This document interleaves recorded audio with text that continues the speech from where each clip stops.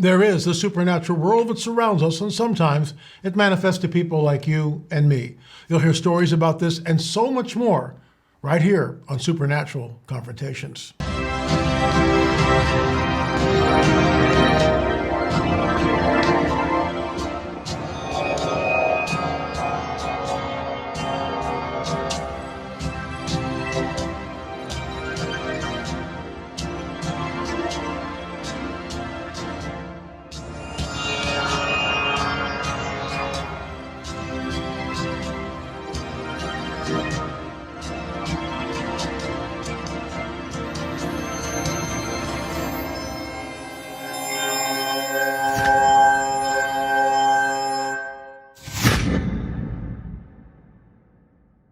I'm your intrepid host, L.A. Marzulli. This is another episode of Supernatural Confrontations. Today we have Dr. John on. I think you'll find his testimony pretty amazing. If you have a testimony, don't forget to write us. Our producer, John Adam, will get back to you. Supernatural at lamarzulli.net. Supernatural at lamarzulli.net. But before we get into the interview, here's a word from our trusted sponsor. There's no denying it. Gold is hot right now. Prices are soaring, and experts are predicting even more to come.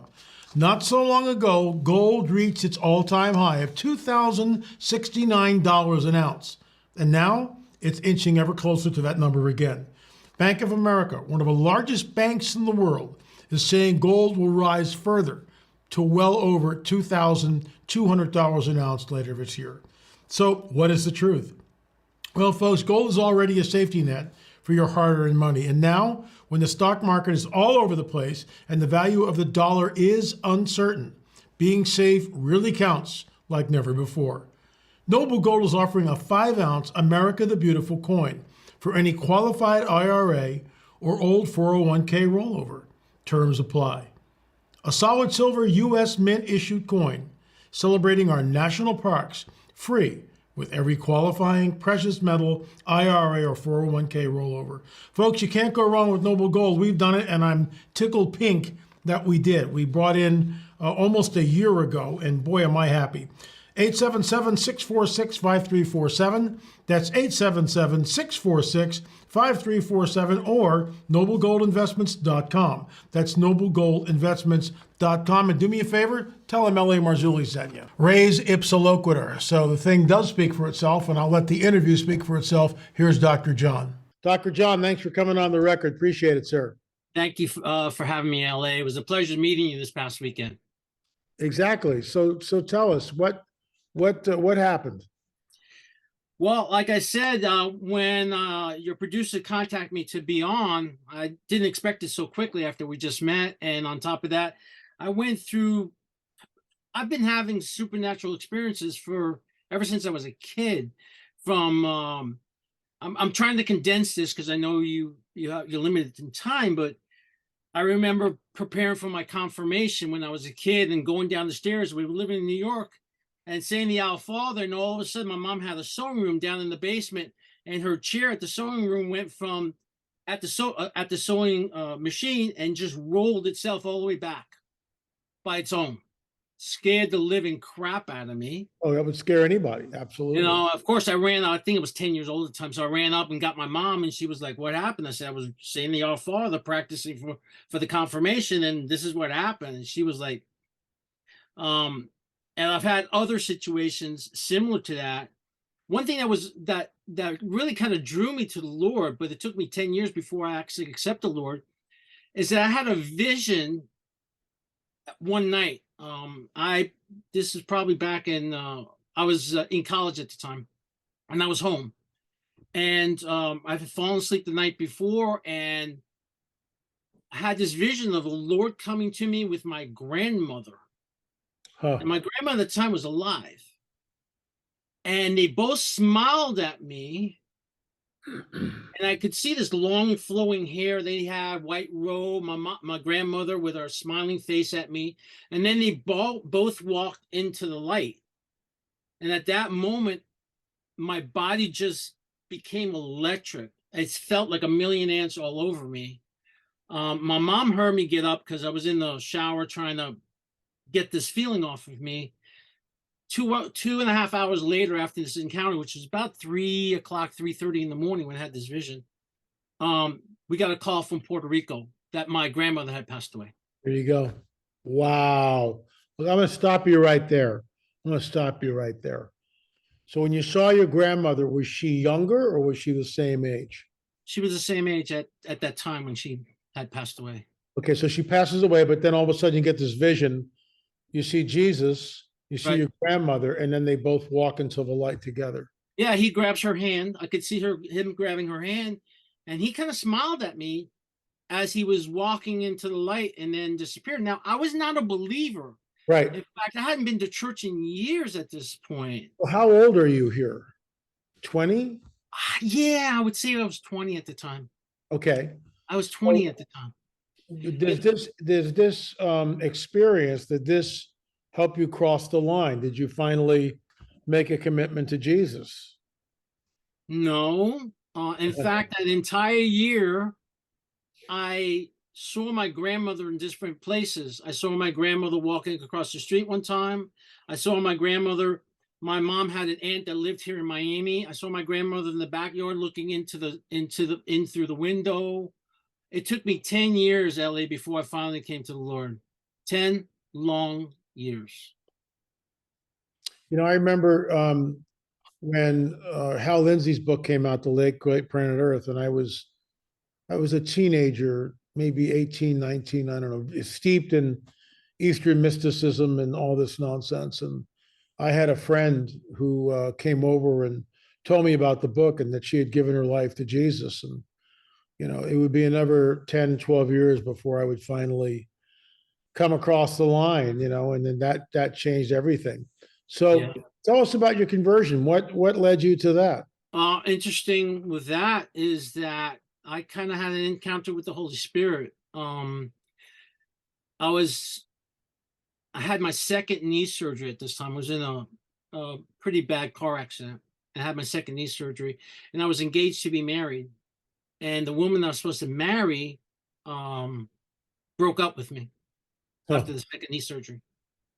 And what ended up happening is that my mom had me set up like this little altar in my patio here. And I actually got down on my broken knees and I started crying and I cried out to the Lord and I said, I thought I was a good person. Please take my life because you can do something better. And I'm prostrated on the floor of the patio, crying my eyes out. And I felt this warmth all over me. Wow. And I felt comforted. Like I've never been comforted before. And like the weight of the world just lifted off of me. The next day, a friend of mine calls me and he was having problems with his marriage. And he asked me to go to church. And because his wife wanted him to go to this program this church had. And I said yes to go to church, which I hadn't been to church in years. So I went, and that's kind of started the journey in terms of me becoming, saved and becoming born again, and later going on to become a pastor. Wow. Wow. You know, it's amazing how the Lord gets a hold of us and there's free will. He allows us, you know, to run where we're going to run. And then at some point when we, I did the same thing. I mean, I just said, if you're real, come into my life and change it because it's a train wreck. And he did. And he did. I'll give you the last word, Dr. John. Thanks for coming on the record. Really appreciate it. Well, it's funny because I've also had angelic experiences, and I did have a UFO encounter just a year and a half ago. Why don't you tell us about the UFO encounter? Prior to that, in my late teens, early 20s, I was studying a lot about UFOs. I got the Blue Book Project, Encounters, just name the books, I bought them. Right. Of course, when it came to the Lord, I stopped investigating that stuff. But with the COVID thing, and we won't get into that because there's a lot I could say about that. My background is, like I said, not only am I a pastor, but I'm also a doctor and scientist. So there was a lot I can talk about. But the fact of the matter is, I found out as I'm looking for information, all of a sudden these UFO shows started showing up on my YouTube. I ended up encountering you on my YouTube channel. So my friend and I are sitting on right here in Florida on the second floor in his patio, and we're watching a show or something. We were going to watch a movie because he has a TV out in the patio. And he says, what's that over there? And at the time, it was still daylight, and it was a notice that it was a Robbie, one of the two-seater helicopters. I used to lease them way back when I was running a business that leased those Robbies, so I knew it. And it was doing what looked to be a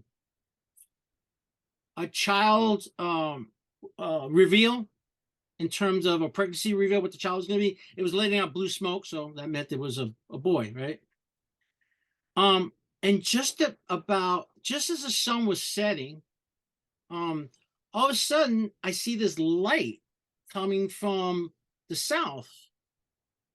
Initially, I thought it was one of those Chinese or Japanese lanterns, they lit up to, or Korean. Yeah, that they led up to see about recognizing their dead loved one. I think a lot of times that's what they use Chinese lanterns or Japanese lanterns for. But it's not acting the way it should, because the wind was coming out of the east and it was coming down, going south to north. So I pulled out my trusty phone camera, because I didn't have my professional camera with me, and I started recording this. And my friend is an ex-cop. So he goes, "What is it?" I said, "Dude, I see no running lights. I definitely believe this is UFO." And it was a glowing orb. That's the only thing I can describe it. Probably about 2,000 feet in the air. Wow. About 500 yards from where we're on the patio. It's fairly close. Yeah.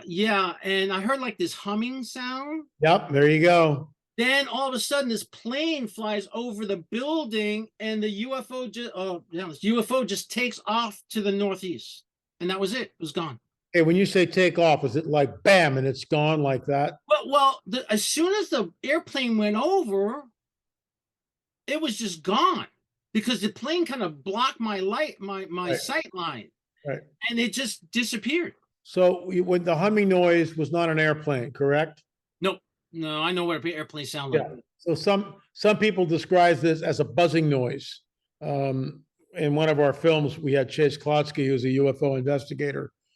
And oftentimes people hear this buzzing noise. They also, in 1917, at the Fatima, so-called Fatima apparitions in Fatima, Portugal, same thing went on. They had people, the eyewitnesses who were there, I heard buzzing like bees. So this is very common in ufology. People hear this buzzing noise. So you were pretty close to this thing. Did it, you talked about an orange orb. We've heard that a lot of times. That's how they usually appear. Well, it's kind of like this one was kind of like a bright yellow orb. Okay. With a little orange, Okay. I guess, a little orange to it. Yeah. But mostly bright yellow. Yeah. Were there any windows in it? Couldn't see any windows in it. I couldn't see any windows in it. Did it move around erratically, or was it just stationary? No, this is the interesting part about it, because I've learned a lot about UFOs over the years, right? And it pretty much went on a straight line. It was coming on a straight. That's why I thought it initially was like a lantern. Right. Okay. Right. Yeah, but then the prevailing winds were coming out of the east, so it should have been blowing to the west. And instead, it just came down this line straight, and then it just took off up to the northeast sky right after the plane flew over. Wow. That's Close Encounters of the First Kind. And, here at Supernatural Confrontations, what's interesting about this, folks, is, we started off with some Jesus stories, which are always interesting. And, but it's all connected. Everything is connected. The supernatural world is real. Dr. Yes, John, thanks so much for coming on the record. We really appreciate it. Thank you, sir. Thank you for having me, LA. Well, there you have it, folks. Pretty amazing stuff. I will be in Missouri on June 9th and 10th. I'll be speaking on Friday night and then Saturday morning, Saturday afternoon. These are all separate individual presentations. They're not the same presentation given 3 times. So Friday night is a primer. Saturday morning, we start getting deep into the pool. We start wading down into where it's starting to get over your head. And then Saturday afternoon, we do a deep dive with the abduction phenomena. So check that out. Also, the new book, Further Evidence, shall be coming out sometime this year. I think you'll find that interesting. We're reprinting it. There's a lot of new material in it, so it's really a second edition. And I hope you will check that out. Our Crop Circle video, I have to always show this. Here we go. Crop Circle video is now available on streaming. What are you waiting for? Arm yourself. Understand that these days are unprecedented, in my opinion. And the UFO phenomenon is real and burgeoning and not going away. And we will get into that this week. Some very interesting photographs, stories. That's Wednesday's show. Don't forget that. Thanks so much for watching Supernatural Confrontation. Once again, if you have had a supernatural confrontation, give us an email, supernatural@lamarzulli.net. Thanks so much for watching. Remember to subscribe. We'll see you tomorrow with another episode of On the Trail of a Nephilim.